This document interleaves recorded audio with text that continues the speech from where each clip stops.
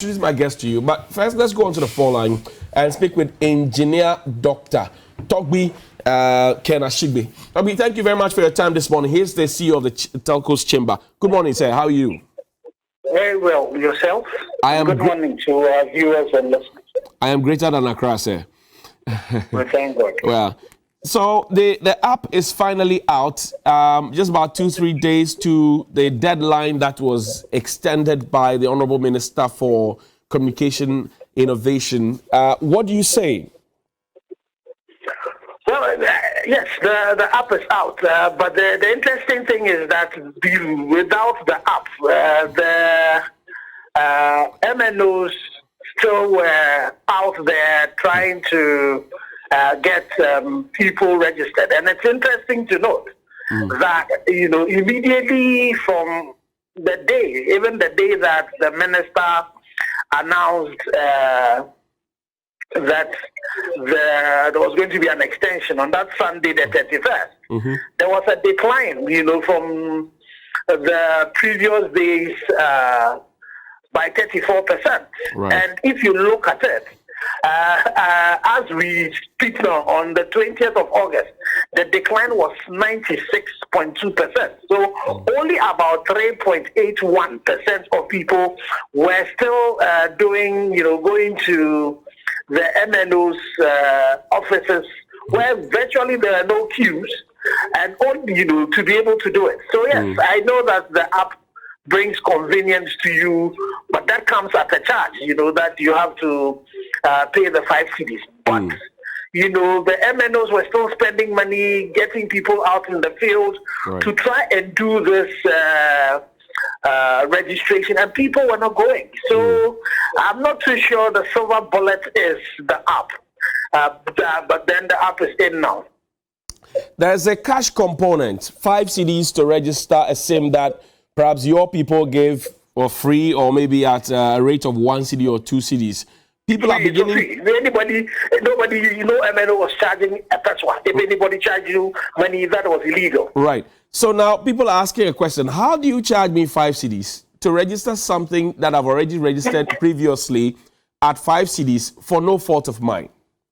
No, well, but when it comes to the app, you need to speak to the ministry and the NTA. The MNOs have no power over that. I'm pretty sure it would be license fees and whatever charges. But we as the MNOs, we are incompetent to be able to comment on that. But and again, I would say that it's an option. You can still walk to any of these MNOs, not only their offices, but anywhere that you see SIM registration is being done. That you can go and do that for free.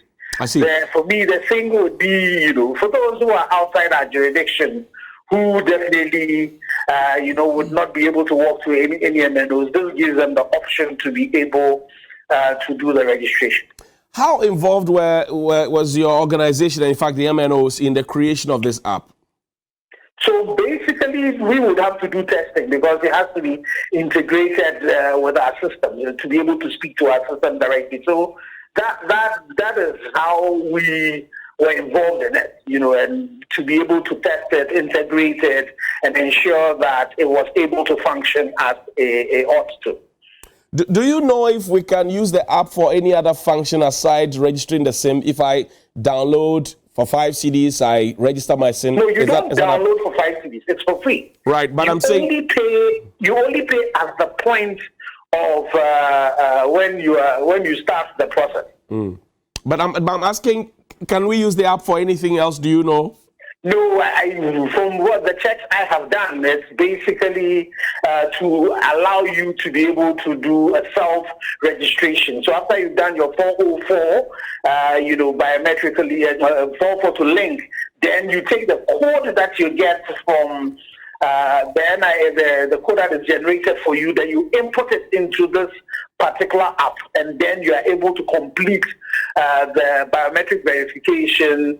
It will take your fingerprint, it will do a liveness test of your face, a liveliness test of your face as well, and be able to say that you actually are who you are on the card that you have used. The deadline that the minister gave is about 2 days away. Do you think that we can meet it?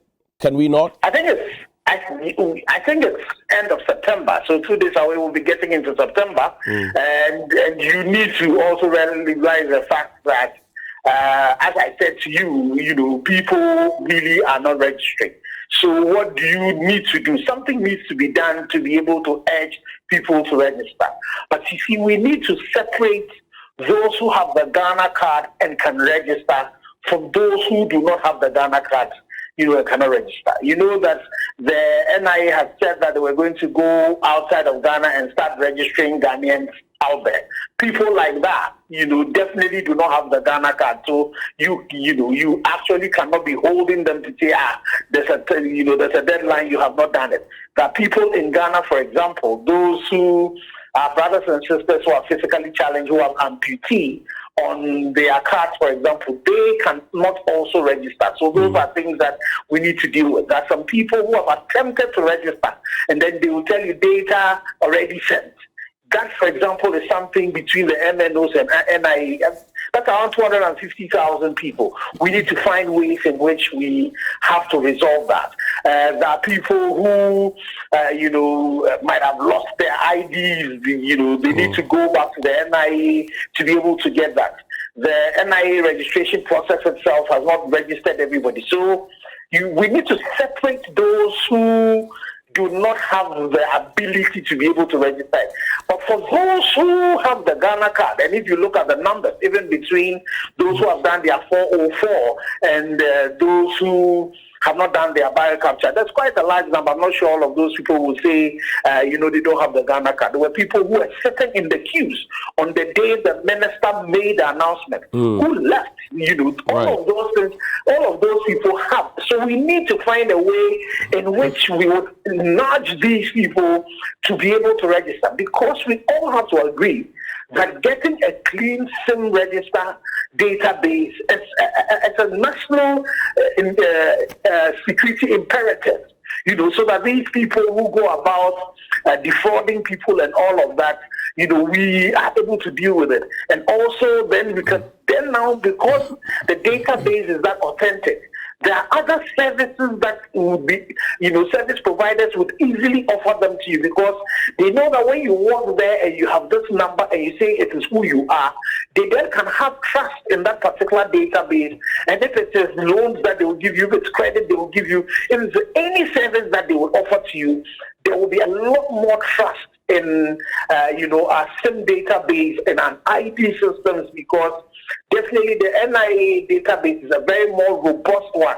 It has all your biometrics taken and all of that. So there's something we all need to do. But for me, the imperative is that let's make sure that everybody has a Ghana card. And so that once we know that everybody has the Ghana card, and they can register, then, we would deal with that. But for those who have the Ghana card and are not registering, we need to find a way of nudging them to be able to complete the processes, either by going to any of the MNOs places and doing it for free, or they can sit in the comfort of their homes and use the self-registration app that has been offered. And I'm pretty sure as we go along, we would be able to improve on the way the app works. For me, one of the things that I think we need to look at is the fact that at this particular point, when you start the processes, you are charged. And, so if you choose any mobile money, you will go and enter your PIN. And it's important for people to know that that PIN that you're entering, it's not going to the app. It is going to your mobile money operator. It's just as if you're paying any particular merchant. So it is secured. Your PIN is not going to the app. It is going to your mobile money provider. So that is solved. But the only challenge is that at that particular point, if you have any challenge in the process, you would have been charged already. So we need to find a way of putting the charge at the point where you've almost done all the processes, and you are just paying. You then pay at that particular point, so you don't do any multiple payments before you successfully do the registration. Togby, my final question to you: are you as concerned as some Ghanaians who have raised questions as to where the data that is being collected via this app, or at the point where the MNOs are registering or re-registering their cards, Are you worried where the data is being kept? Some say it's in foreign hands. Some say they can't trust where it's going. What have you heard, and what are your key concerns? No, so I think that for me, the data is currently being kept at NITA. NITA is a state, a national, data center, which is one of the high categories in terms of its security, and the data privacy laws and all of that, are taken care of.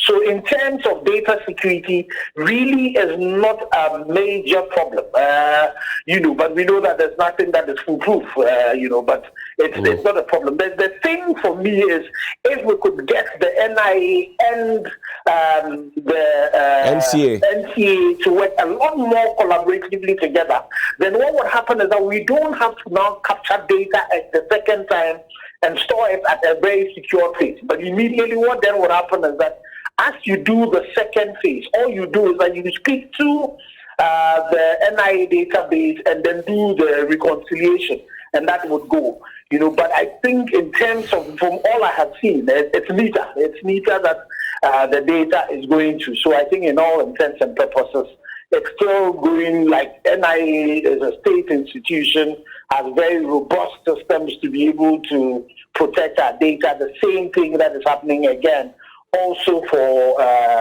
NITA as well. Thank you very much. Ashigbey engineer Dr. Ken Ashigbey. He is Akwengobo.